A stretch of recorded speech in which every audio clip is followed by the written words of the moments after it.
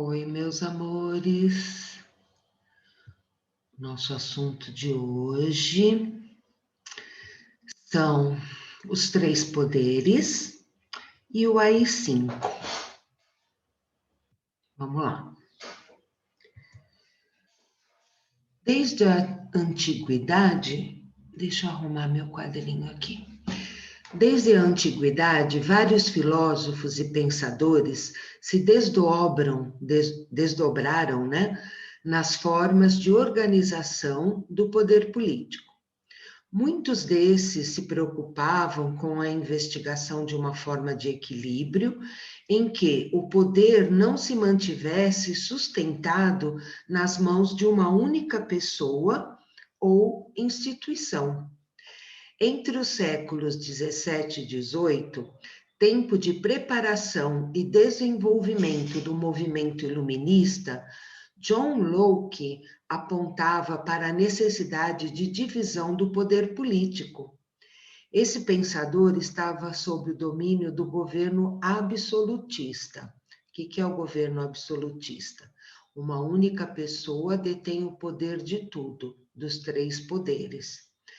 Havia a figura de um rei capaz de transformar as suas vontades em lei e sustentar a validade delas, ou seja, o rei fazia uma lei, ele mesmo aprovava e ele mesmo executava essa lei. Então, ele detinha os três poderes: legislativo, executivo e judiciário.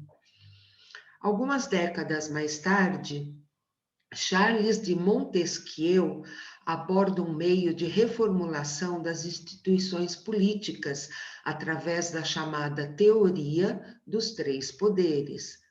Segundo tal hipótese, a divisão tripartite poderia se colocar como uma solução frente aos desmandos comumente observados no regime absolutista. Tripartite são três poderes. Montesquieu aponta que cada um deles deveria se equilibrar entre a autonomia e a intervenção nos demais poderes. Dessa forma, cada poder não poderia ser desrespeitado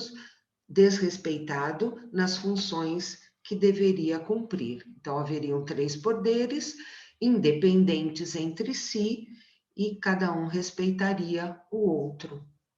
Nasce, então, a ideia do poder executivo, poder legislativo e o judiciário. O poder executivo teria como função verificar as necessidades do povo. O poder legislativo teria como função congregar os representantes políticos que estabelecem a criação de novas leis. E o poder judiciário teria a função de julgar com base nos princípios legais. Então, o poder executivo verifica a necessidade do povo, o legislativo cria essa lei em função da necessidade do povo e o judiciário julga e coloca em prática essa lei. Sob esse modelo, o Estado é dividido em poderes separados e independentes, com áreas de responsabilidade diferentes, de modo que cada poder não tenha mais força do que o outro ou os outros. Haveria um equilíbrio, né? Há um equilíbrio entre esses poderes. Quando, na mesma pessoa, o poder legislativo está reunido ao poder executivo, não existe liberdade, porque se pode temer que o mesmo monarca ou o mesmo Senado crie leis tirânicas para executá-las. Tudo estaria perdido se o mesmo homem exercesse os três poderes: o de fazer as leis, o de executar as resoluções públicas, as leis, e o de julgar os crimes ou as questões entre os particulares. Foi o que eu falei agora há pouco, né? Os três poderes, executivo, legislativo e judiciário, concentrados nas mãos de uma mesma pessoa. AI-5, Ato Inconstitucional número 5. Nos últimos tempos, temos visto no Brasil alguns grupos defendendo a volta da ditadura militar e, de maneira mais específica, a volta do AI-5. Você sabe o que realmente ele foi e quais seriam seus possíveis impactos hoje em uma democracia?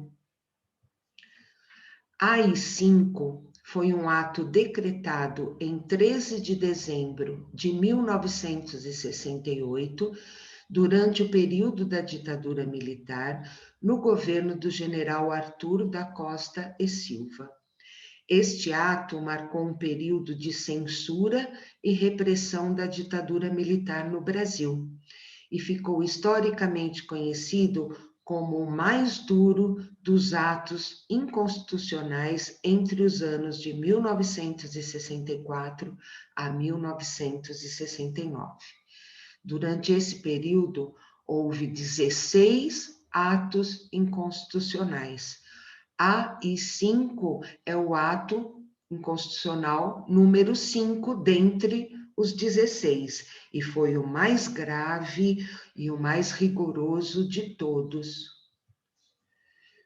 Nesse texto, o AI-5, o presidente da República poderia decretar o recesso do Congresso Nacional, das Assembleias Legislativas e das Câmaras dos Vereadores, só voltando os mesmos a funcionar quando convocados novamente pelo presidente da República, ou seja, ele fecha o Congresso. Também eram excluídos de qualquer apreciação judicial, ou seja, nenhum juiz ou tribunal poderiam fazer qualquer análise de todos os atos praticados de acordo com esse ato institucional. Traduzindo, o AI-5 fecha o Congresso e não permite que o judiciário funcione ou trabalhe. Então, ele detém em seu poder os 3 poderes: legislativo, executivo e judiciário.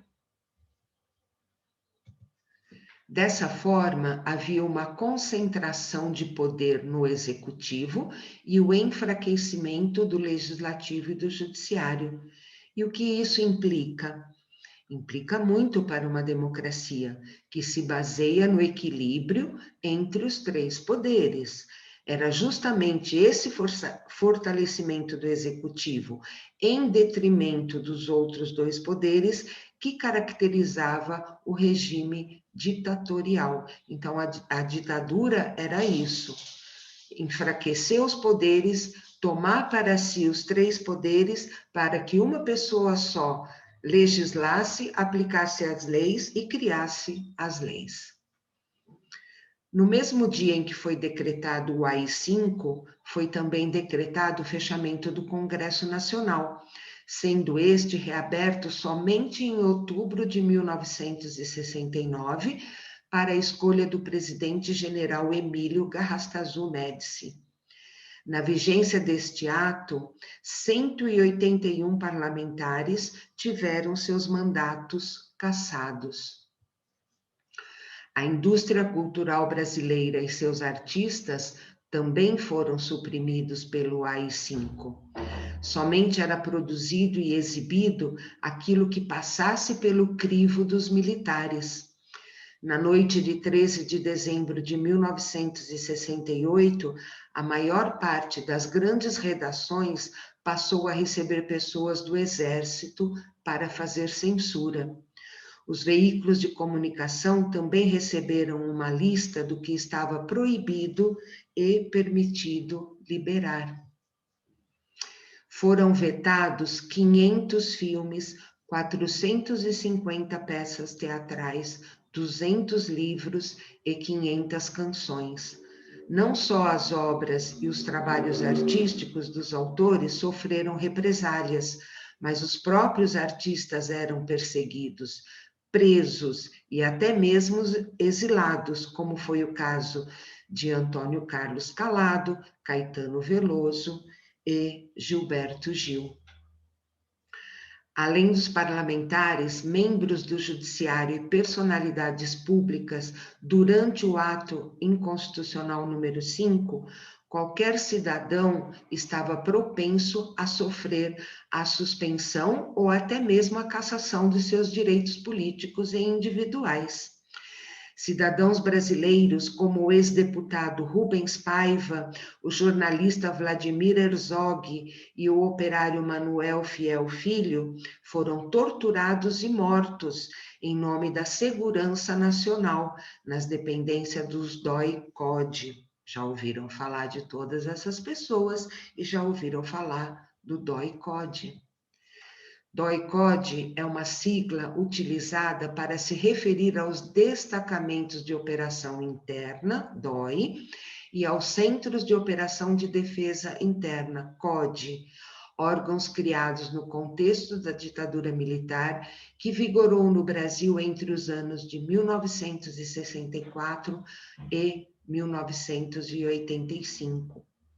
Foi um órgão subordinado ao Exército, de inteligência e repressão do governo brasileiro durante a ditadura, que se seguiu ao golpe militar de 1964. Os DOI-CODE eram centros de tortura e assassinato de pessoas que se opunham à ditadura militar. Após 21 anos sob a repressão da ditadura militar, a Constituição Federal de 1988, também conhecida como a Constituição Cidadã, marcou o processo de redemocratização do Brasil, traçando os pilares fundamentais e imprescindíveis da soberania popular. Um desses pilares é o artigo 2º da Constituição, que diz: são poderes da União, independentes e harmônicos entre si, o legislativo, o executivo e o judiciário.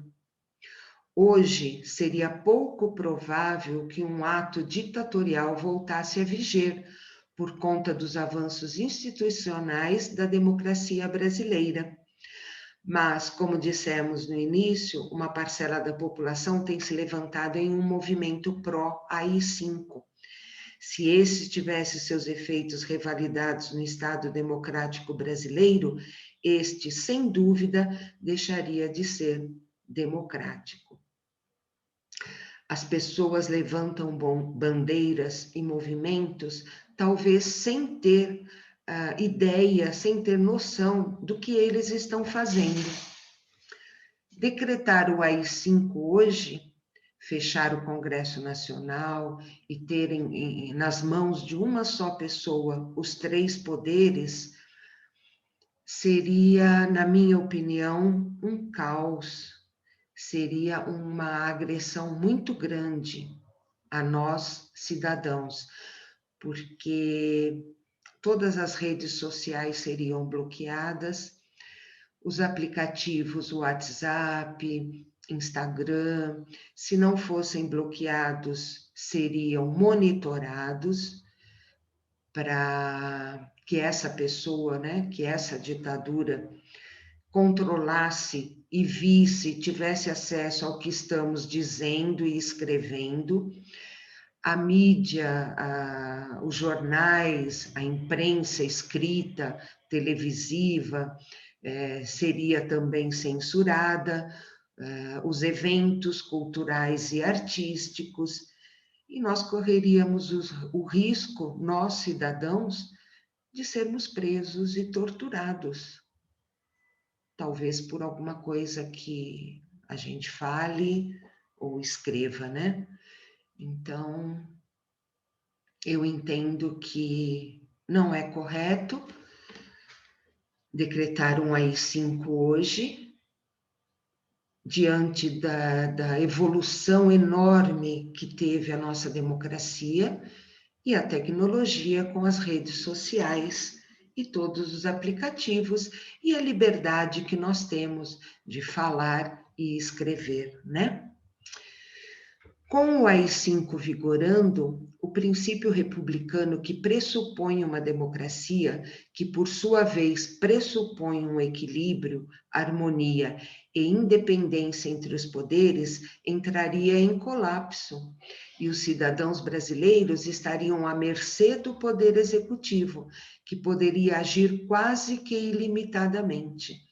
Assim, para se evitar um novo AI-5 e suas consequências, faz-se necessário que o cidadão brasileiro conheça melhor a sua história e a importância dos princípios constitucionais. Esse é o recadinho que eu queria passar para vocês hoje. Fiquem bem. Como eu digo toda vez, nos encontraremos muito em breve, se Deus quiser. E boa semana a todos.